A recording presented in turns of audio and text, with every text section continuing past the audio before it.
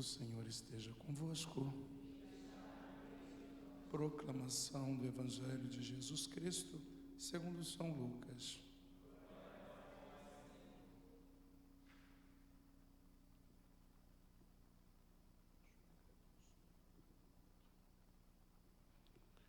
Naquele tempo, houve entre os discípulos uma discussão para saber qual deles seria o maior. Jesus sabia o que estava pensando. Pegou então uma criança, colocou-a junto de si e disse-lhes: quem receber esta criança em meu nome, estará recebendo a mim. E quem me receber, estará recebendo aquele que me enviou. Pois aquele que entre todos vós for o menor, esse é o maior. João disse a Jesus: Mestre, vimos um homem que expulsa demônios em teu nome, mas nós o proibimos, porque não anda conosco. Jesus disse-lhe: não o proibais, pois quem não está contra vós, está a vosso favor. Palavra da salvação.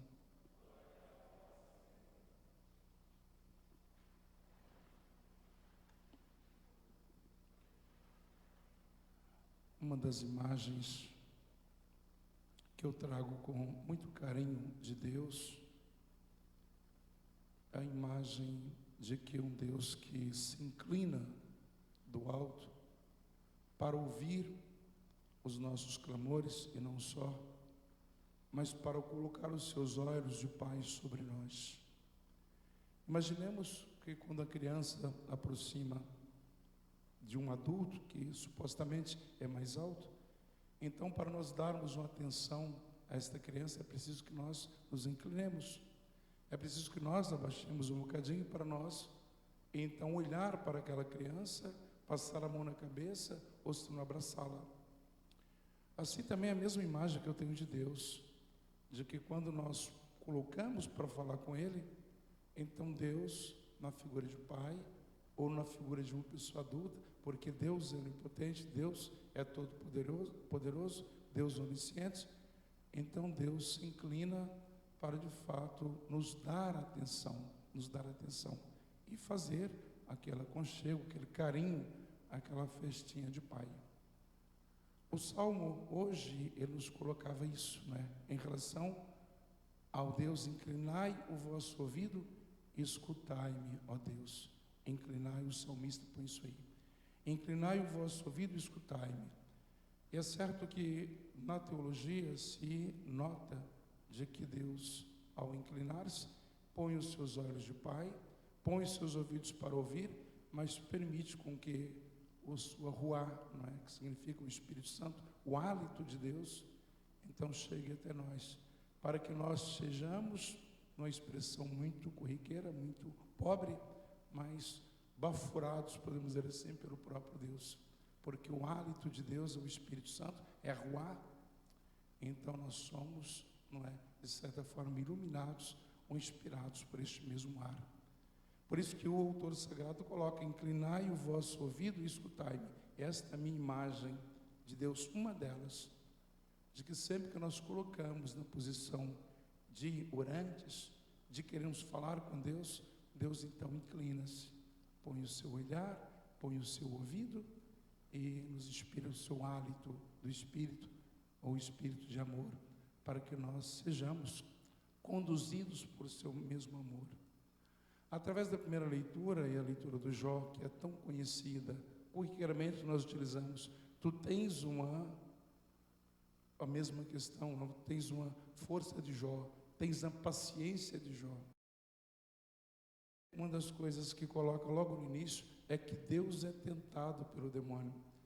E a impressão é de que Deus cede à tentação do demônio. Olha, depois que o demônio deu uma volta na terra e voltou junto de Deus, e Deus então colocou no coração do demônio e disse assim: notaste a diferença do meu servo Jó? Como ele é certinho, como ele faz as coisas conforme a minha vontade, como ele é bom. E então o demônio vai dizer: é porque tu nunca colocaste uma provação, tu não provaste ainda, Mas com certeza, se isso acontecer, ele vai desistir de te adorar, te respeitar ou te obedecer. E Deus então permite, através da liberdade, a autoridade de Deus. A princípio nós achamos que de fato Deus é tentado, e Deus então cede à vontade do demônio. Mas não, porque Deus quer ser glorificado naquilo que aparentemente é a fraqueza de Jó, e que não é bem assim. Então Jó, depois que perde tudo, Jó então volta para Deus nessa expressão que nós conhecemos: nu saí do ventre da minha mãe, nu voltarei para lá. Nesta mesma expressão, nesta mesma realidade que nós estamos acompanhando nesses 3 domingos, 3 semanas, em relação aos bens materiais que nós possuímos ou que nós temos, e não só, mas os bens espirituais também. Eu partilhava isso mais que uma vez, que Santo Ambrósio dizia o seguinte, de que se nós temos dificuldade para saber o que nos pertence, o que é nosso, então que façamos uma análise. Então pensemos, o que eu vou levar quando eu partir desta? Se eu puder levar muita coisa, dessas muitas coisas elas me pertencem, são minhas. Se eu não puder levar nada, então significa que nada é meu. Isso é uma realidade. Portanto, a gente não leva nada daqui. Por isso significa que nada é nosso. Portanto, tudo provém de Deus e tudo então serve para nós partilharmos. Então nós cuidamos das coisas de Deus. Então a liturgia está nos convergindo a esta meditação nos últimos dias. Essa expressão de Jó é fundamental. Então fecha tudo. Nu eu saí do ventre da minha mãe, nu eu retornarei. E não se desgostou de Deus, não revoltou com Deus. Aquilo que muitas vezes sucede conosco, porque quando nós começamos a definhar, quando nós começamos a perder, a nossa tendência é espraguejar, ou até voltar para Deus e dizer: por que isso está me sucedendo?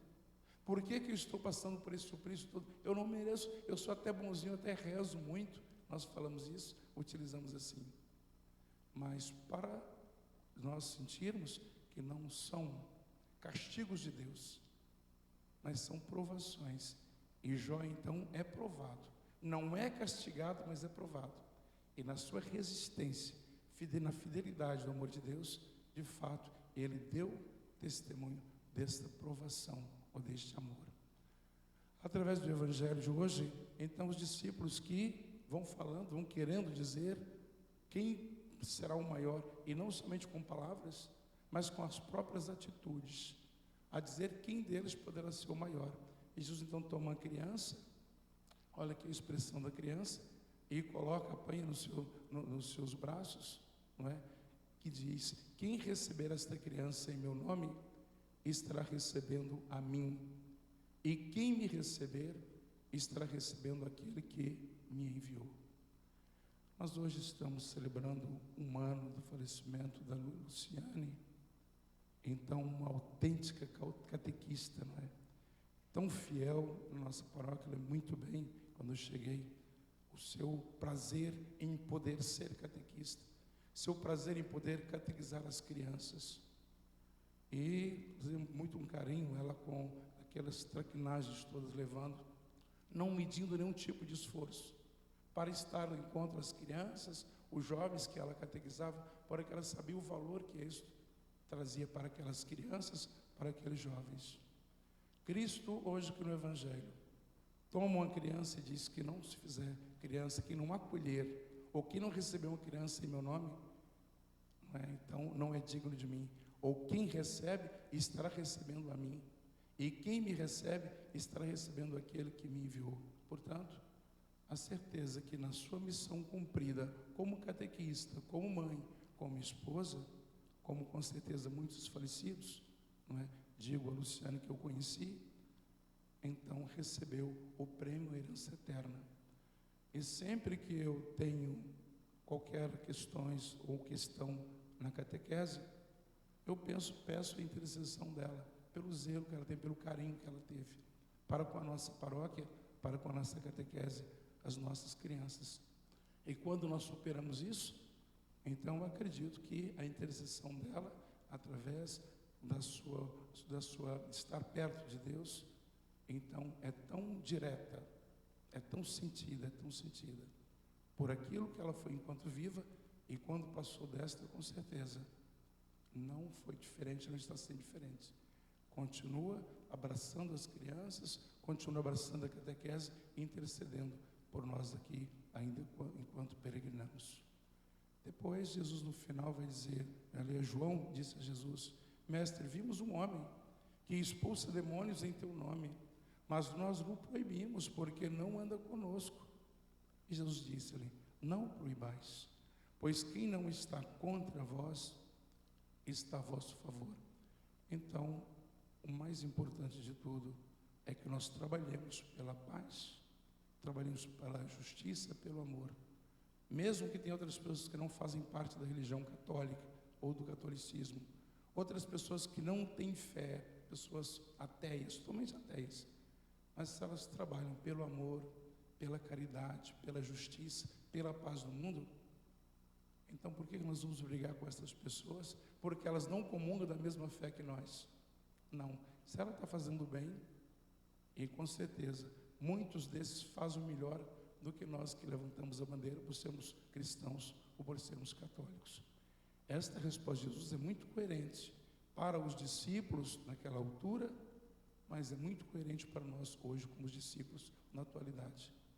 Então, muitos que não professam, às vezes até fazem melhor do que nós que professamos, até porque é nós, conforme a expressão do Senhor, aqui mais é dado, mais cobrado. Então, muitas vezes, foi dado para nós a missão de sermos catequistas, sermos evangelhos ambulantes, e nem sempre nós tratamos isso com essa mesma dignidade. Portanto, não podemos apontar o dedo aos outros, mas olhar para nós, como é que está sendo a nossa missão de batizados, nossa missão de cristãos católicos, que deve ser, não é, justamente sinal de luz, sal da terra e luz do mundo. Que assim seja. Amém.